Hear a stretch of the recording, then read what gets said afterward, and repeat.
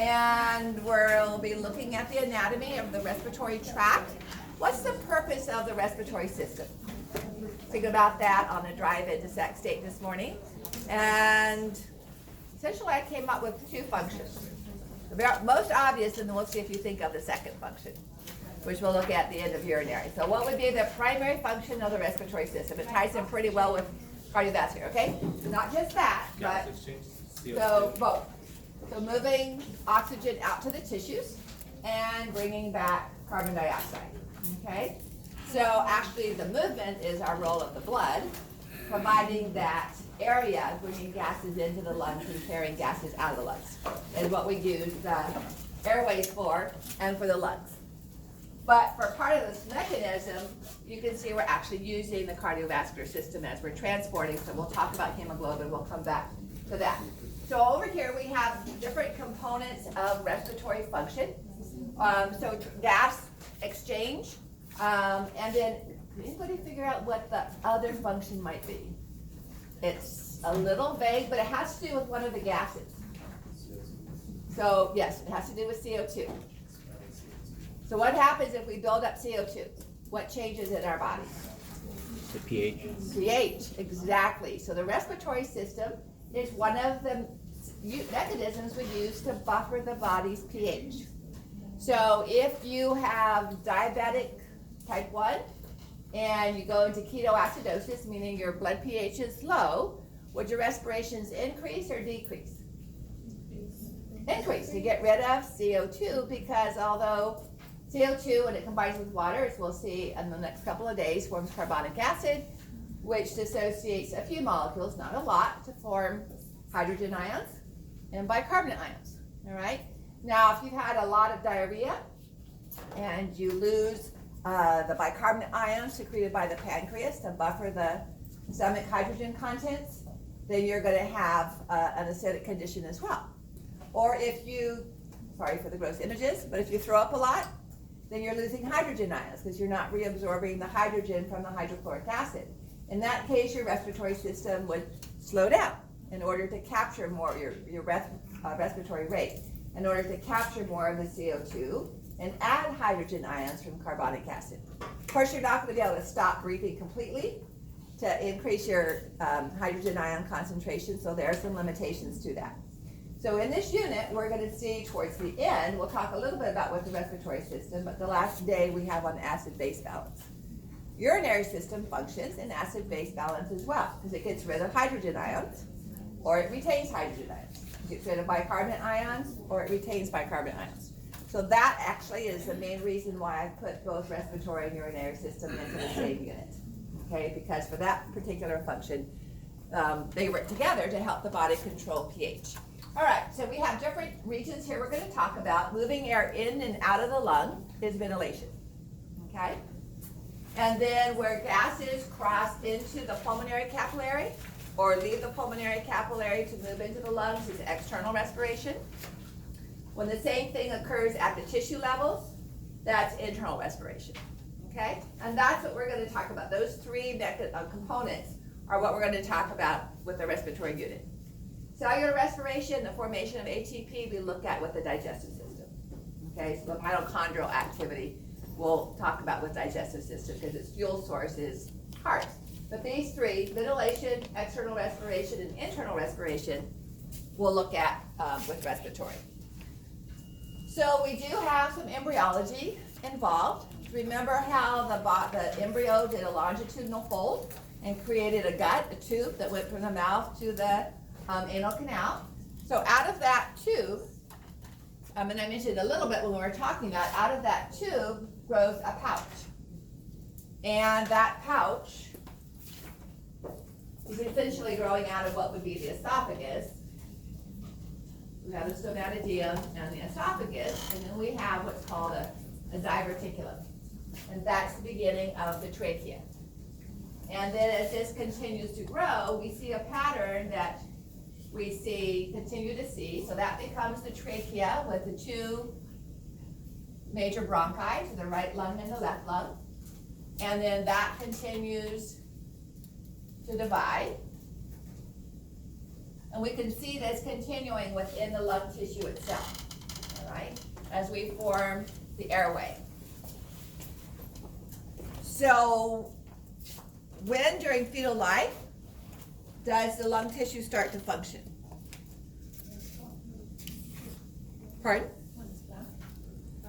You caught me on that. I said during fetal life, but it's not. It functions postnatal, okay?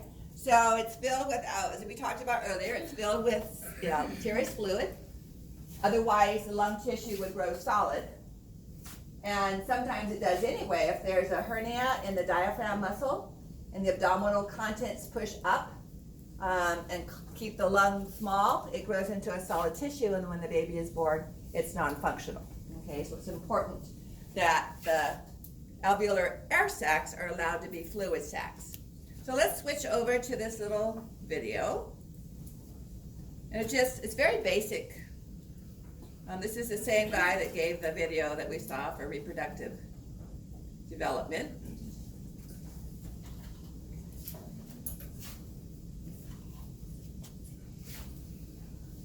So all of this is occurring at the same time. You can see brain development. This is liver and pancreas forming.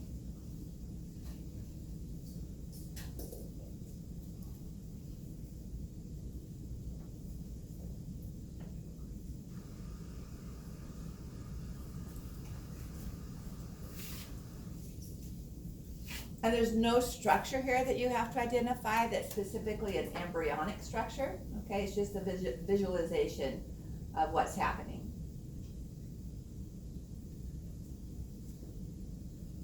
So the brachial arches, if you were to take an embryo class, what's numbered there, 1, 2, 3, 4, 5, and 6 are brachial arches. They're associated with facial and jaw structural developments.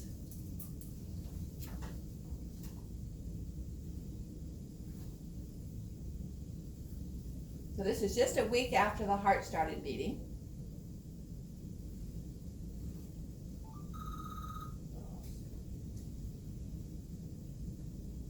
So we're looking at the anterior half of that tube.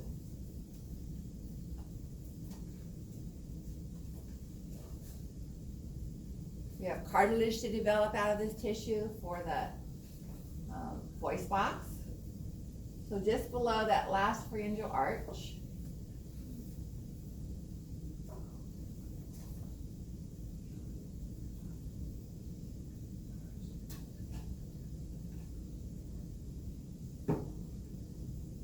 so up here would be the lingual tonsils forming on the tongue.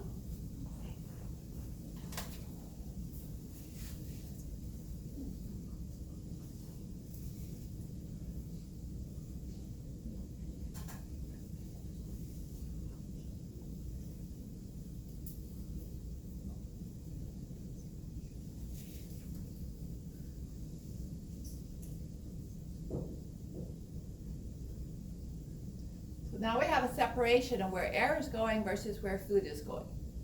Okay. Pharynx is our other word for throat. So behind the mouth and behind the larynx, air and food are sharing the same space. That's going to have a role in what epithelium we find there.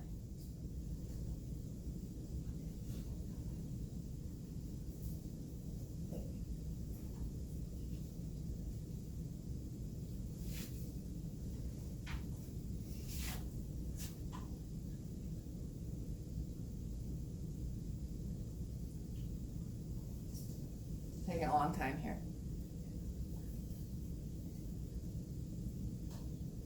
Remember, splanchnic mesoderm is forming connective tissue and smooth muscle. We have 3 primary bronchi in the right lung and 2 in the left. It's thought to be because of the room taken up by the heart. We saw the same pattern with the valve in our atrioventricular valves in the heart. So this is the airway. This surrounding tissue here is forming the epithelial and smooth muscle tissue of the airway, all right? For what's going to develop into the air sacs and smooth muscle structures. So all that took a week.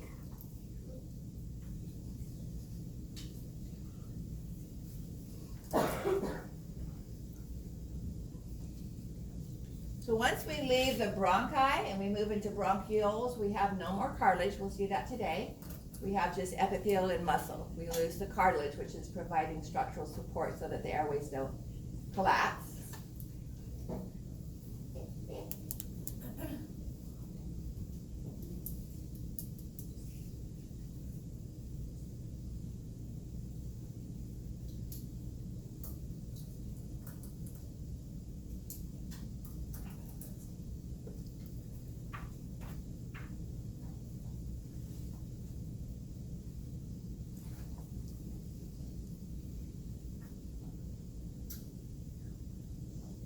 It's becoming associated with blood vessels, which in the smaller airways, you can see that there's starting to be some simple squamous epithelia here associated with capillaries, and that's where we're actually going to have gas exchange, okay?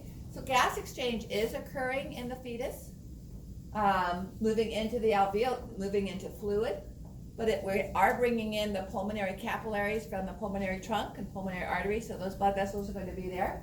And they're going to be higher in concentration than the actual tissue.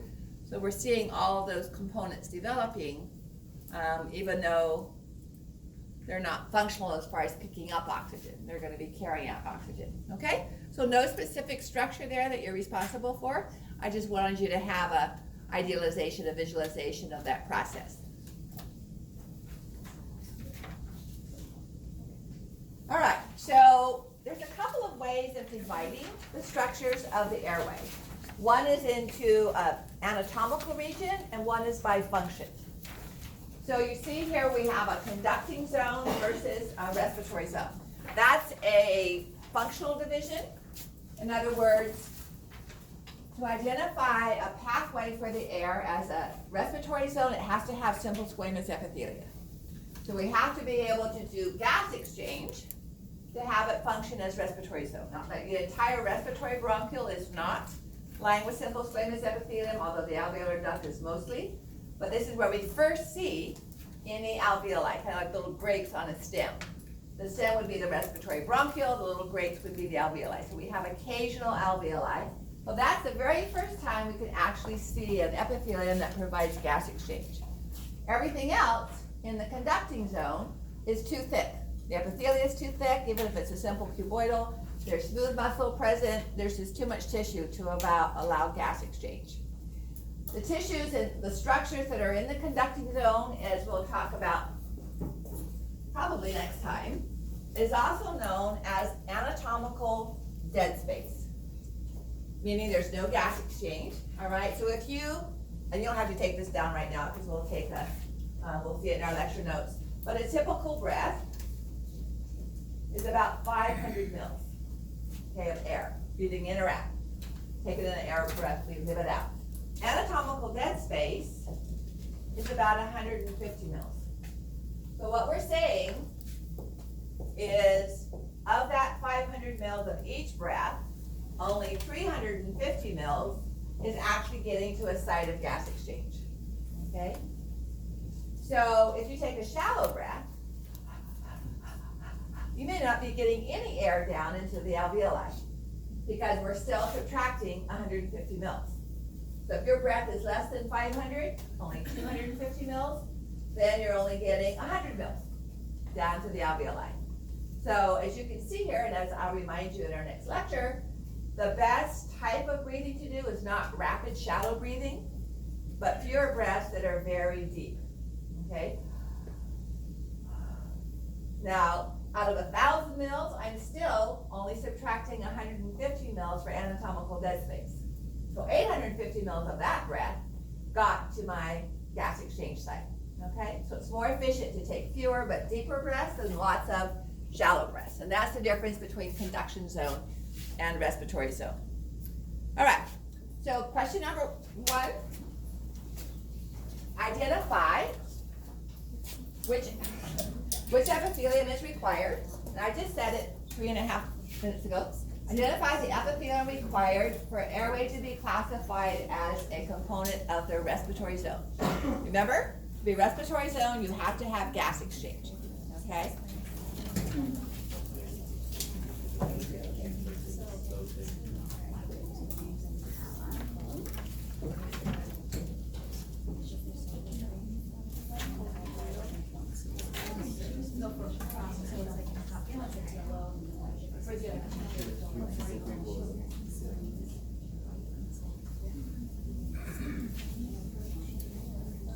So what I'm not asking here is the respiratory epithelium.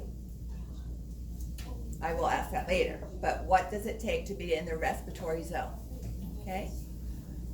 Your respiratory epithelium is actually forming the first part of the conducting zone.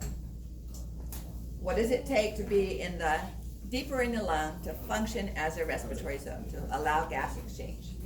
I know that's bringing in part of our Bio 430 from a long time ago. All right.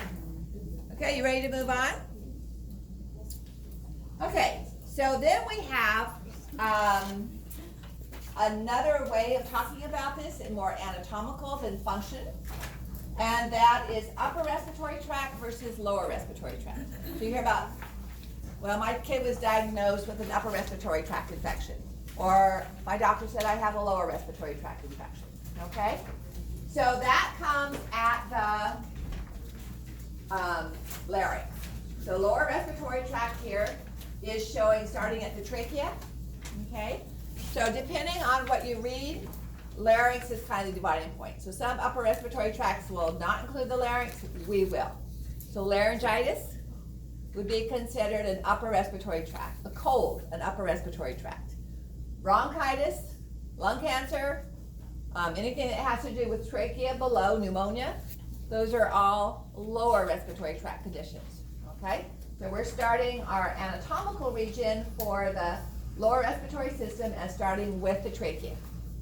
So larynx can be considered nasal cavity, nasopharynx, oropharynx, laryngopharynx, and larynx will be upper respiratory tract, trachea, and everything below that will be lower. You can see that even in the lower respiratory tract, we still have parts of the conducting zone, okay? So that's a functional distinction. Conduction and respiratory are functional. Are we doing gas exchange or are we not?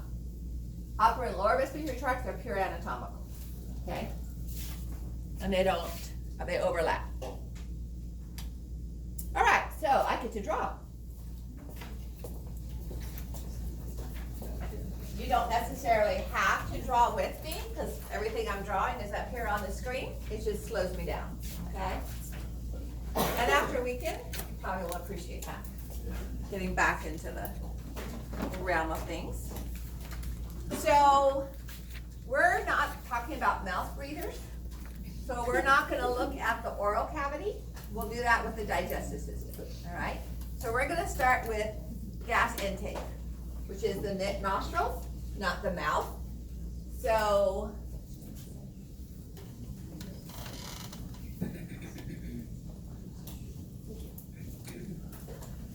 now the mouth and the nose are connected because we have two sets of bones that form the roof of the mouth, which is the same as the floor of the nasal cavity. All right? So what is this bone here? That would be number 2. The bone? So if you take your tongue and you reach up and you touch the roof of your mouth, what is that bone called? Same one that forms this region here. So if you take the skull and turn it over, Mandible? maxillary. Now how's your teeth? All right. So when you turn it over, you can see 2/3 of the hard palate is formed by the maxillary bone, and the posterior third is formed by the palatine bone. So number 1 is going to be the maxillary bone.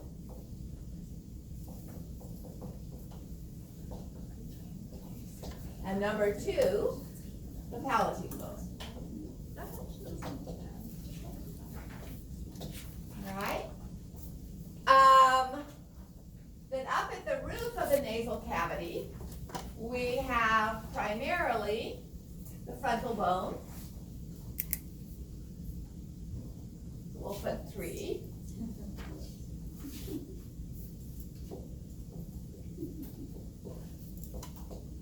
But interrupting in the midline, and this is drawn in the midline, interrupting in the midline, we have this bone that has a whole bunch of openings in it. And it's also going to form the nasal part of the nasal septum. So what would this bone be? Ethmoid bone, okay? So ethmoid bone is going to form several components of there where the cribriform plate is are the openings for the neurons for smell, all right? So it's going to contribute the cribriform plate. That's 2 R's, cribriform. It's going to form 2/3 of our nasal septum. That's called the perpendicular plate.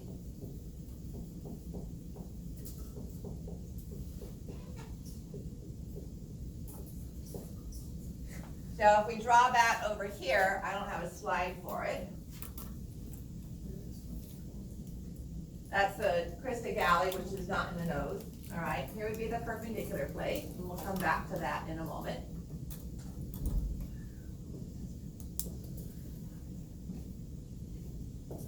And it forms 2 of the 3 sets of nasal concha, which create a turbulence in the air and provides increased surface for warming the air and adding moisture.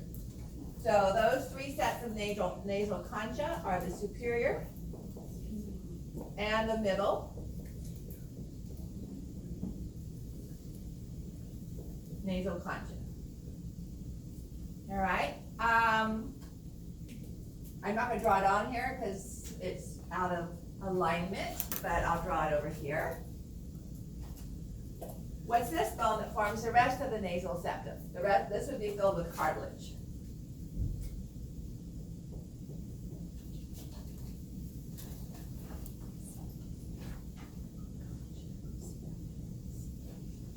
What would this bone be? It's narrow and short in the front. Bone. Yes, widens in the back, so this would be the vomer. So the ethmoid bone and the vomer are the 2 bones that form our nasal septum, okay? We're gonna have the vomer, although I don't have a number for it. And then we also have the inferior nasal concha. That's a separate bone. You may or may not have had that drilled into you in the Bio 430. So these are scrolls of bones that are lateral, okay, that increase what we're seeing here. So superior middle nasal concha, increased surface area, but that's part of the perpendicular plate, and then the inferior nasal concha is its own bone, okay? Then as we get back here, we see the sphenoid bone and sphenoid sinuses, all right? So we'll just write that in there, rather than over on the side where I'm running out of space. Okay, so let me put in the grooves. So we have superior nasal concha, although it's not quite the way it is shown there. It's actually hiding behind the middle one. So when you're looking in the nasal cavity, you can't see superior. You have to look from the back. So middle nasal concha. And then we have the inferior nasal concha, okay? The groove under each of the nasal conchae is known as the meatus. And that's where we have the sinuses draining and the lacrimal glands. Okay. All right, so that's looking at the bone structure. I'm going to erase this now if you want to take a picture, just because I need the room.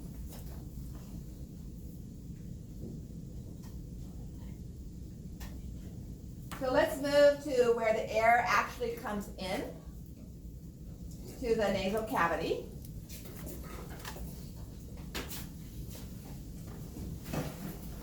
And these are the nostrils, okay? The opening into each nostril is identified as the external nares. Plural would be nares. So that's the opening into each nostril. Okay, so if I stick my finger up in there, I'm going through the external nares. The space of the nostril, what I'm collapsing when I do this, is called the vestibule.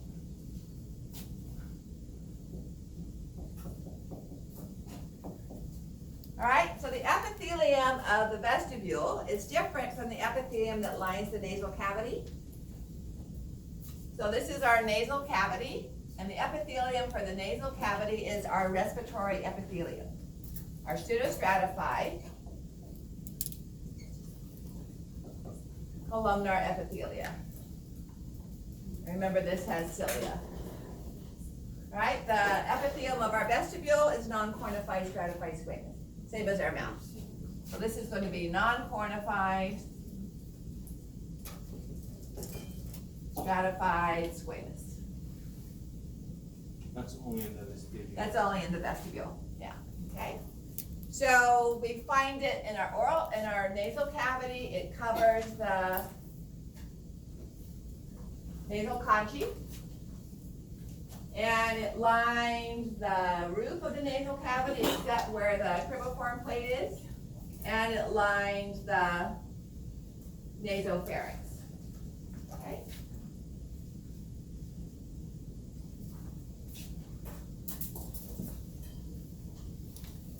Then we have the hard palate,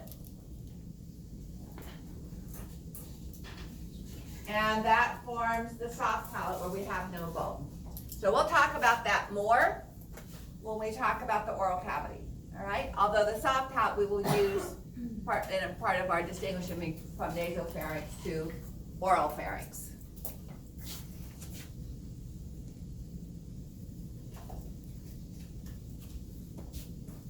So now let's bring this down and look at the pharyngeal structures.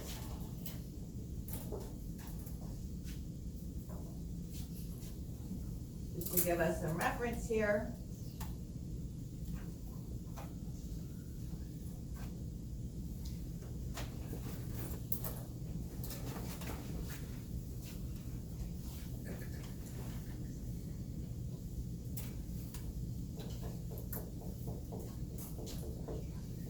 So we have esophagus here.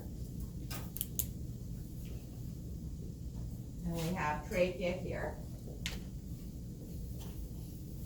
All right, so if we draw a line, in line with a hard palate, and when you cough, all right, the soft palate moves up to that line and separates the pharynx from above to the pharynx from below, all right? So this whole area that I've lined in blue is our nasopharynx.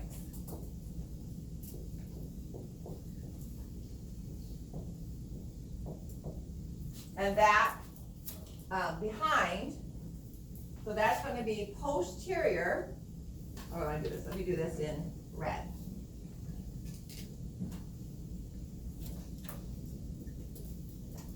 So posterior to the nasal conchae, this area is the nasopharynx. This is sometimes difficult for students to understand. So this is external nares. When we leave the nasal cavity and enter into the nasopharynx, that's known as the internal nares. All right? So external nares leads us into the vestibule. Internal nares leads us from nasal cavity to nasopharynx.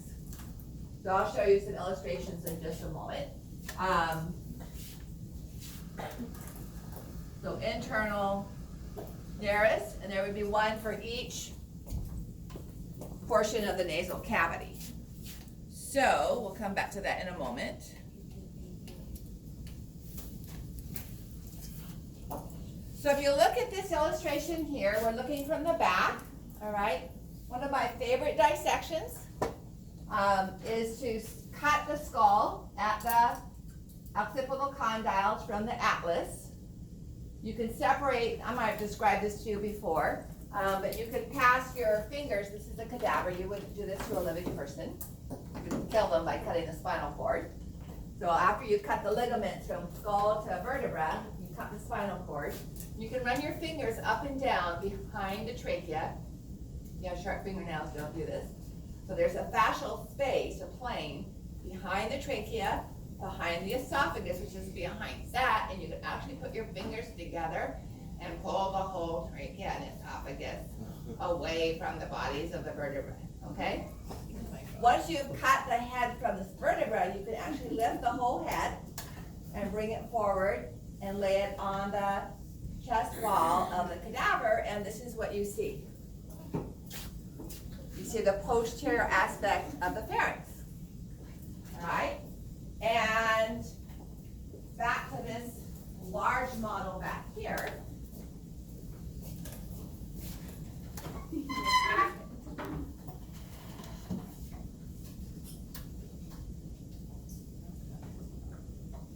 That's what you can see. This is what you're seeing. Okay? These are constrictor muscles. I don't know if you remember learning them in Bio 430, but they are the skeletal wall of your throat. We have a superior, a middle, and an inferior set of constrictor muscles. They meet in the midline, okay, what we call a raphe. So when we take this off, you can see the posterior aspect of the oral cavity and the laryngeal cavity. I don't know if I can take that off right now, but if we take that off, then you can see the internal nares. Okay? So so what you're seeing here is the vomer on the right hand side. So here is the vomer. Here would be the superior nasal concha, middle, and inferior. And this opening right here is the internal nares. This would be another internal nares. So when we pass through that at the end of a nasal septum, we're in the nasopharynx. Okay? So external nares is the doorway into the vestibule and then into the nasal cavity. Internal nares is the doorway or window from nasal cavity into nasopharynx. Okay? So it's easier to see from that view than when we're only looking at half of a nasal cavity. Which reminds me, we have another model here that we didn't have last year.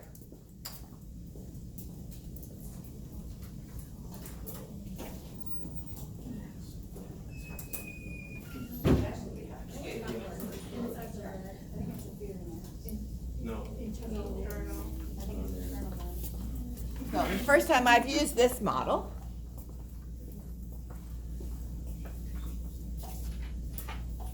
All right, so this is kind of what I'm drawing up on the board, but facing the other direction for here.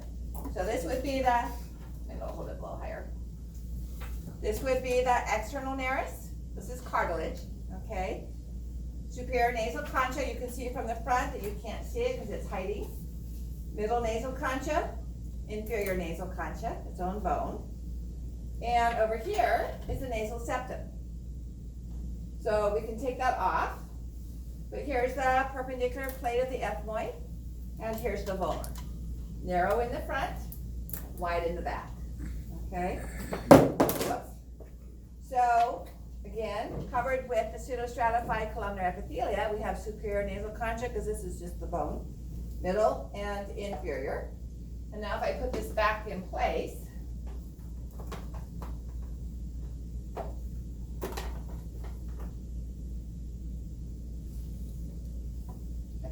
hold it for it. Hold on a second.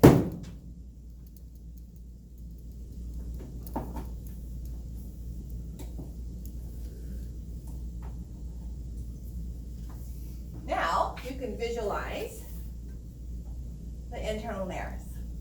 Okay? So that opening right there, from the oral nasal cavity to nasopharynx, would be the internal nares. Okay? Kind of need that perpendicular plate, which is hard for me to draw in. All right, so we can add something we've already dealt with, and that is right up in here. What do we have? What lymphatic tissue or organ? Nasopharyngeal tonsil, okay?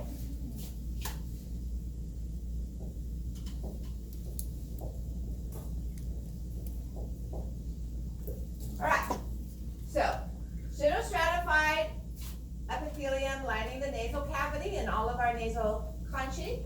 And then for the nasopharynx, we also have pseudostratified columnar epithelia. Okay?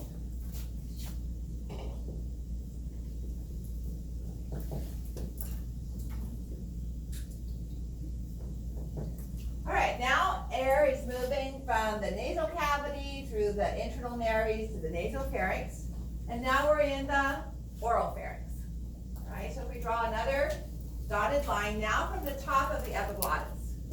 okay, which is the part of the larynx that moves up and down to cover the airway when we swallow, in case food is something we're swallowing.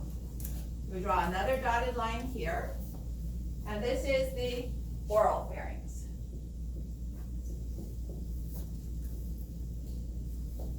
Now this is going to share passageway with both air and with food. Food might be a bit rough. Not all of us chew our corn chips into cornmeal mush. So to provide protection for that, the oral pharynx is going to be the same as the vestibule, non-cornified, stratified squamous.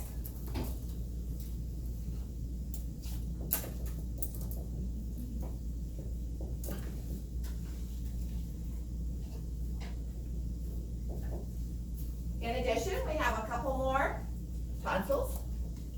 So we have the palatine tonsils, which are paired. These are single. And we have the lingual tonsils, okay? Those are contained within the oral pharynx, which is why I prefer to talk about the adenoids as the nasopharyngeal, not just the shortcut pharyngeal, as a lot of structures refer to them. All right, and here you can see the lingual tonsils, okay? So this region here is in the oral pharynx. Now, we look at the laryngopharynx, and the laryngopharynx starts, we'll come back to the pharyngeal muscles. The laryngopharynx ends at the base of the larynx. We haven't talked about those cartilages yet, so for now, just recognize at the distal end of the voice box, the larynx is where the laryngopharynx stops. So we will put laryngopharynx.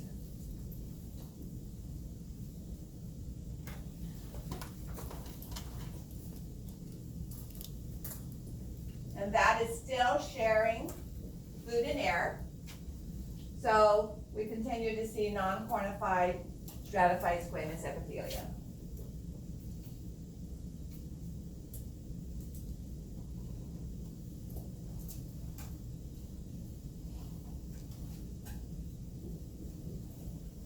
Okay. All right, so let's go back. Kind of skip forward a few places here. All right, so here's the cricoid cartilage. So that's the end of our, from here to here is our laryngopharynx. All right, here is our oral pharynx, and above here is our nasopharynx. Now, remember I said pseudostratified columnar epithelia? Except in one location, and that's where I drew the cribriform plate. So up here, the epithelial tissue, in quotes, is called olfactory epithelium. And that's because it's really not epithelial tissue. It's our olfactory receptors and our olfactory neurons. Okay? So